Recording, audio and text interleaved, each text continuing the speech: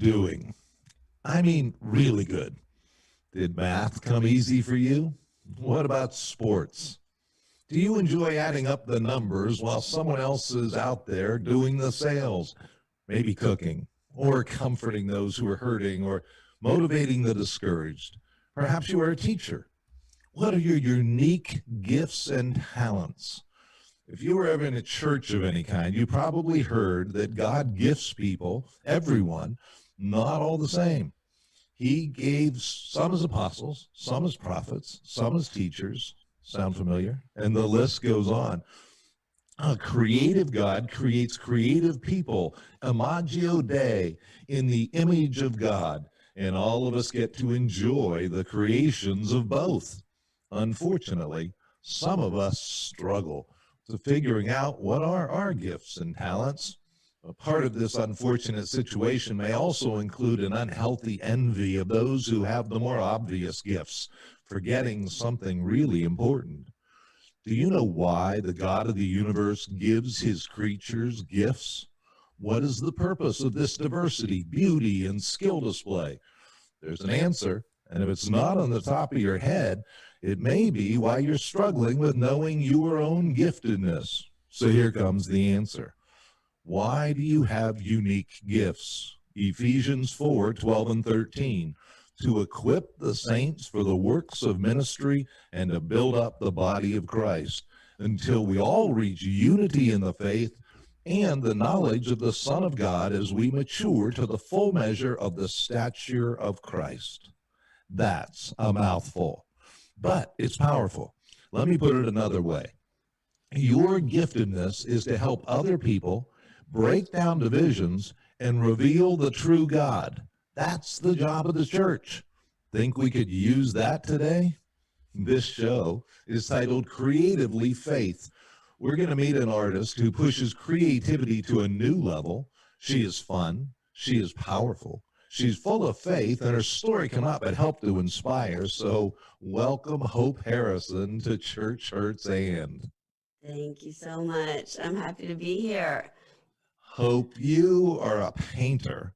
But if I tried to tell someone the type of painter you are, I would struggle. And this is a radio show, so I can't pull out a picture. But we're gonna also put it up on YouTube. But give me the elevator speech. What type of painting, what type of art do you do? Well, I specialize in large-scale contemporary wall art, and technically it's non-objective. There's at times structure happens within the piece, but I don't use any tools, and it's really fascinating at times when I say I do 70% of the work and God does the rest, and when angels appear in them and flames appear in them that were not by my hand, it's really fascinating to see. Now, you grew up in a conservative Christian home, and they valued music. So I want to go back for a minute and tell me about your young music career, that creativity starting off. Yes, I followed my mom's footsteps in playing the harp, starting when I was 6 years old, and then migrated to the piano when I was 15. And I'm self-taught, and I don't read music, but it's been a wonderful, wonderful part of my life. Played with the symphony in Miami, with playing the harp, and then. Wait, how old were you when you played with the symphony in Miami? I was 12. 12. Yes, 12 years old. And you didn't read music. I like No, this. I faked it the whole way. And how did, and your father kind of threw a little bit of a tantrum when you said you weren't going to play the harp anymore. What did he do? Well, when I got into high school, really, I got more interested in sports and socializing, and so I kind of let my music slide, and the harp, I was not focusing on it at the time. And so my dad said, well, it's a really expensive instrument you have sitting there, so if you're not going to play it, then I'm going to go ahead and sell it. So he did. He sold it, and I'll never forget that day, seeing the harp roll out the door, and it really broke my heart, and I knew that I had somewhat made a mistake, but it really, I would say it was a blessing in disguise, because piano is really where my heart grew, and I just fell in love with the keyboard, and it's been a tremendous blessing my whole life since. So you're also a self-taught pianist. You drove your family nuts when you made that conversion. I understand. I drove my family nuts for a long time figuring it out, but at this point, I know they appreciate it. Now, we didn't really talk about me saying anything about this, but for our listeners, I remember meeting Hope. She doesn't remember me, but I remember because she was 7 years old playing in the middle of a living room. And everybody was just saying, oh, the Harrisons are in town. Oh, there's Hope. And it was just kind of like that was filled with meaning. Like, I don't know if it was trouble, but they always had a smile on their face when they said it. And so if I could, from your conservative Christian home, you developed expectations that you would marry young, you'd have this great husband who would be a provider and have children and probably have a home in Key Biscayne or Orlando or somewhere on the coast or something in Florida. And that's not quite what happened in the time when college was hitting. Yeah, well, I certainly thought my life was going to look just like my parents, married in my early 20s, couple kids, and be a stay-at-home mom and focus on my family. But yeah, it didn't happen that way. When I went to college, and I was not prepared for college. I can admit that 100%. I did my best I wanted to graduate, but when I realized that I was wasting my time and money and my family's money, I went ahead and dove into the workforce. And, just as far as not being married, that relationship just hasn't happened yet, but I learned to appreciate life, and just appreciate where I was, and without children, I think you can choose to focus on what you don't have, or you can choose to make the most of where you are, and that's what I've tried to do. So during this time, and you were working on it. It's not like you weren't, and you got plenty of attention from men, but you ended up pouring yourself into the business world and were really successful in the mortgage business. I was, yes. I'm a relationship person, and it was a great fit for me in sales in the mortgage industry. And for 13 years, I had a real solid career until everything crashed in '08, and then it was a real challenge, trying to balance. I owned 3 homes when everything crashed, and it was my income took a 90% hit overnight and it never came back. So that was tough. Yeah, I should mention to our listeners, just by a side road, there was a woman who was actually working for the company that wasn't too big to fail. That was that signature moment when that crash happened in 2008. And she was actually there, one of the ones who was fired. And so go back and check out that show on Church Hurts And if you listen on podcast. I think it's called White, English, and Privileged with Julia Nand. And also mention, if you're listening to this by way of podcast or on YouTube or any of the other mediums, if you would just hit subscribe and share this with a friend, because we're about to get into a part of a story that really is kind of scary, but at the same time, there's a neat ending. So tell me about Gabriel. What happened when Gabriel came along? Who's Gabriel? Gabriel is my precious son, and Gabriel was a surprise. I got pregnant out of wedlock, and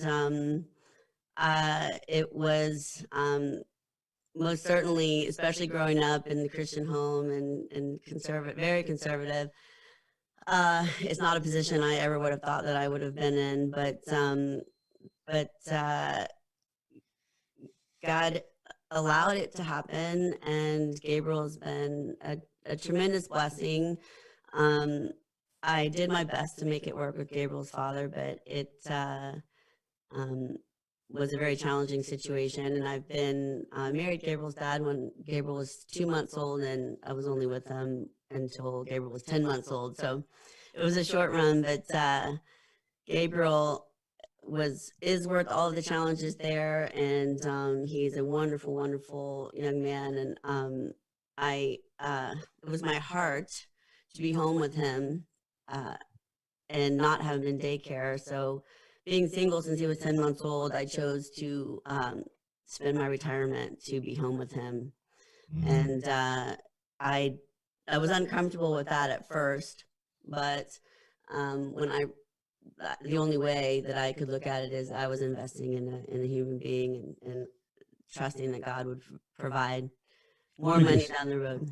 Yeah, let me just stop you there for a second, Hope, because you know, you really are one who lives your life out loud, and you wouldn't have had to address that issue of having him out of wedlock. We live in a time where nobody turns their head at that anymore. That's almost more common than getting married and having the, I mean, it's crazy, isn't it, the way culture's changed in your lifetime? Absolutely, yes, yes. But man, that seriously, that had to be hard. People knew you've been a person with outspoken faith for years. Yes. And then to say, oh, and well, oops. By the way, Yeah. And a lot of people you've helped a lot of people because you were out loud about it and about how hard it is being a single mother. That's one of your passions, isn't it? Yeah.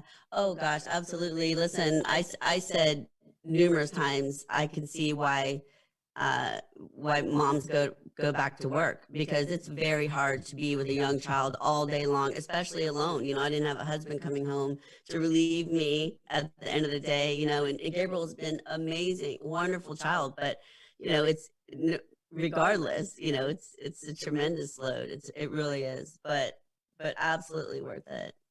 When my kids, and I was happily married, but had a couple of kids, and I finally kind of fired my wife from being a full-time mom. I just would come home, she would be so fried. I'd say, you got to go back to work to get a break. Unfortunately, you say the husband come home to take off the load. Well, that wasn't this husband. I was a pastor, and I had to go to work again. Had to have evening meetings, but something happened in that time. So, how was it that you ended up grabbing a couple of paintbrushes? Tell me about that. Yeah. So Gabriel, I was always very intentional with my time with him, and I've never been crafty and never painted before, but I started doing little arts and crafts with him. And Gabriel, part of his heritage is Native American Indian through his father, and I've always been fond of the Native American Indian, and I just decided one day that in honor of his heritage, I was going to do one of those pieces of art that are words and phrases in different fonts. And I was going to do it in the American Indian theme, and just in honor of my son, and put it in the living room, just a fun little project. Well, I go get the canvas and get the paint and buy the brushes, and I get home and paint the canvas black. And I was about to start painting. I have a beautiful Indian oil in my living room, and I was going to paint every word that I think of when I see that beautiful warrior on his horse, and every word that comes to mind. Well, then I realized I can't paint all these different fonts, and I didn't want to go back and buy a stencil. So I just dipped one brush in red and one in gold, and I painted the first word that came to mind in a script, and it was brave. And then I just painted on the bottom. I just went ahead and just painted the first Bible verse I ever taught him, which is Joshua 1:9. And it looked like a kindergartner could have done it, but it sparked something in me. And since I don't draw and had never painted, I just thought, well, that was fun. I want to try something else. So I just watched one YouTube video on how to start an abstract piece. Okay, wait, before you get into that, I think some of our listeners are thinking like I did. They're kind of picturing what you just said. Here's someone doesn't know how to paint, never done it before, and stuck one brush in red and one brush in gold. That's just not the way most people are going to start. Really, I get out two brushes, one's bright red, one's gold. Man, that is so you. I mean, It is so really. me. It is so me. Yes, it is. Okay, but then you watch one video on abstract painting, How to start an abstract piece. Yes.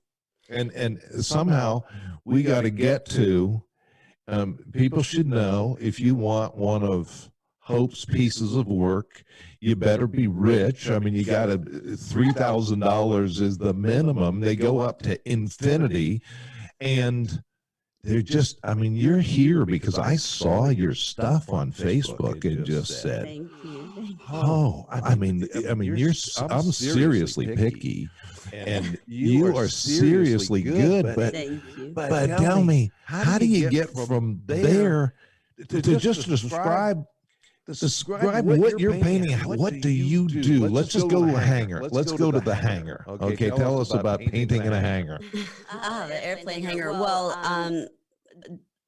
let's see. 2 years after I started experimenting, 3 years later it became my full-time career, just through people aligning me, appreciating my work. That's one thing I'm good at is following through with alignments. And when one thing I like to say anymore is when people tell you you have talent, believe them, because I used to think there's no way. I mean, I'm just doing this for fun. But the airplane hangar, let's see, two years into my career, after 3 years after starting, a gallery brought me on, and that's what really catapulted my career forward. But 2 years later, I got a client approached me to do pieces for his living room, and it was 6 10-foot pieces, because I knew when I was going to dive into this, I knew I was going to have to set myself apart somehow. And the way I've done that is scale, because my pieces are typically huge, scale and the amount of product that I use. But so 6 10-foot pieces, here I am 2 years into my career. I've only done a few commission jobs, and here I have this $20,000 commission job 2 years in. I'm thinking, like, heck yeah, this is amazing, but what the heck? No way. There's no way I can do this, right? But I still just, that's one of the reasons I've made it, is because I've continued to press through some significant fear. Significant. I mean, that project was 90 gallons of paint. It was huge to, again, borrow an airplane hangar to do it. And I got to, when I started that project, and I can't start and stop the pieces. It's not a process. It's all in one. And it's all or nothing. And so here I had 90 gallons of product to work with, 6 10-foot pieces, and I was about to have a heart attack, like a nervous breakdown. I had texted all my prayer warriors, I need you now. It was a night I will never, ever forget, but I made it through. Recently somebody did a 2-minute video of you doing a painting. Obviously it was well edited, but I've watched it, I bet you 10 times. I mean, it is just amazing. And for our listeners, just imagine someone who's picking up full gallons of paint, and instead of a paintbrush, they're dumping paint on a canvas. And then you look at it, and it just makes me laugh again about you, because these are big, heavy, canvases. These are built 2x4s. They're not little flimsy canvases. And I looked and I said, okay, so when were you a bodybuilder? You're not struggling picking up these canvases. And you said, oh, well, my dad took me to weightlift when I was 13. Yeah, you went somewhere with that too, didn't you?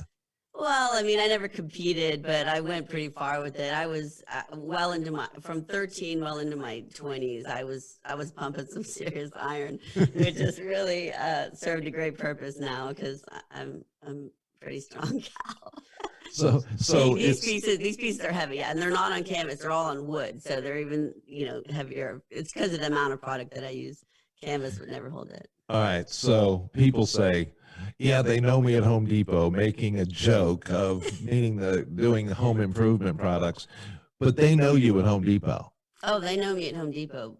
Absolutely. I mean, every time I I go, I'm leaving with 20 to 30 gallons of paint, and I take my huge Mastiff with me. So so we're kind of famous there.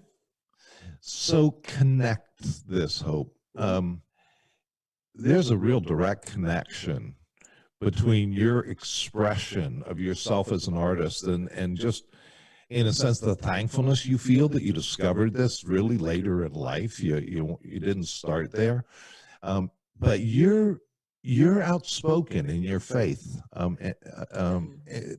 me about that, because a lot of people, they wouldn't be so much, but you are. It's very important to you that people know where you get your inspiration from.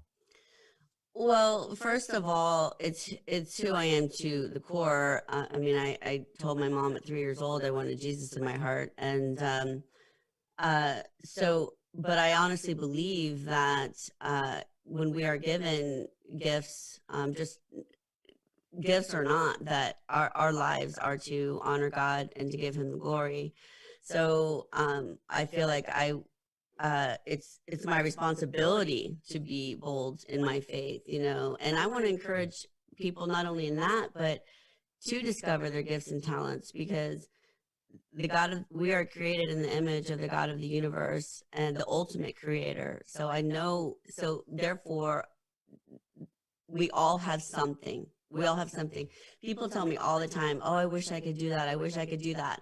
And my response always is, well, get to it. I mean, what are you waiting on? It doesn't matter how old you are. I mean, I'm 48 years old, no art background, and a full-time artist, and thriving at it now. And it blows my mind, but it's such an honor, and I'm just grateful. So I got to give God the glory for it, because I didn't come up with it. I've done my part. I do my part, but it's all Him. Well, you're not a bumper sticker type Christian. You think, and sometimes you write about it, write thoughtful things. As I said, you're direct in terms of really helping other women who are single mothers and thinking of creative ways to make a living. And I should also point out that people can find out more about you at hopeharrison.net. And since I kind of slandered you and said you got to be rich to have one of your paintings, the truth of the matter is you can get your stuff's gone into handbags and carpets. And if I'm right, it's just going to keep going. You're really just starting. But tell us, how'd you get into handbags and carpets? Well, I did want, my wheels are always turning, and I wanted to offer different products at lower price points that more people could afford, and they're just fun. They're just creative ways to get my art, to keep getting my art out there. So it's and the ideas are not always mine. My custom rugs was not my original. Was not originally my idea. It was an architect that saw my work and said, "Hey, your work would make amazing custom rugs." Well, again, Little Miss, I fall through with alignments and things. So I was at a design show and saw a local custom rug company, and I said, "Hey, by the way, I'm an artist. Love to try to collaborate," and off we went. So yeah, it's things like that have been really rewarding. We're going to have to leave in a minute, Hope, but I don't want to do it and skip over the fact that one of the hard things that you had to go through in life is you had an amazing mom. Tell me about when you lost her and what that was like, but what an amazing woman she was, huh? Listen, if there is such a thing as an earth angel, which I believe there are, she is absolutely one. She was the most selfless woman human being that I've ever met in my life, and just a servant heart to the core. And she was present and loving, and to not only us, but to the community, to all of our friends growing up. Everybody knew Mrs. Harrison.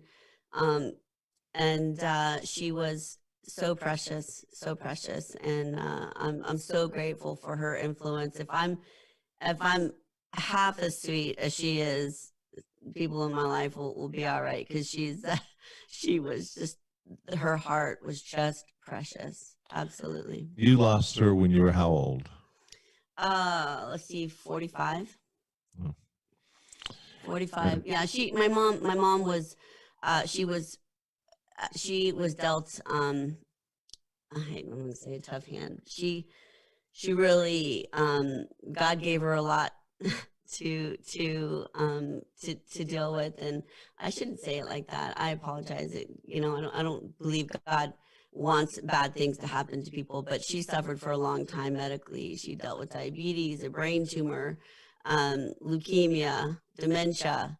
But through all of those things, she was so strong, and she was literally on hospice for 2 years when they thought she was going to be there for 4 months. And so it was a long decline, but even so, she never stopped smiling, never stopped through the whole thing. She had the sweetest expression on her face, even through her passing. So, Well, Hope, I want to thank you and just say a few words before we close. Years ago, someone once told me that the church loves reaping the rewards of artists, but struggles with the artists themselves. One need not be an art historian to be aware of the excesses of geniuses such as Michelangelo and the like. Neither does one have to live in an artist commune to have experienced the eccentricities of many artists in the modern day. The whole subject is just not given to starch and button-downs, time clocks, and rules of order. But wow, we don't want to live without their work, do we? If I was to ask you what your life needed today to get closer to your ideals, I am willing to bet most of you would easily give me a list which would include most things like more order, more planning, more cleanup, more discipline, better scheduling, better routines, better prayers, and better sleep. And you might be right. But then the artist comes along to lift your eyes to another dimension, ask your mind to think outside of the box, inspire your spirit to get into nature, turn your prayers into songs, your focus into vision, and everything gets wonderfully messed up. I don't know how to technically define the difference between creativity and art, so I'm sure I get it wrong, but that's okay. I have great confidence there are a lot of people out there who have art that isn't recognized as art or even recognized as the creative product for which it is. I've seen leaders put people together in amazing combinations which produced ridiculous results. It was art. I've seen electricians playing with wires, going to lights in places that lights aren't supposed to go, and it was art. I've seen churches disintegrate, fight, and gossip. It wasn't art. It was ugly. Any decent definition of a theistic God begins with the creative. In the beginning, God did what? Created. Created this and that and that and this, and then what? Us. In his image, he created us. Male and female, he created us as what?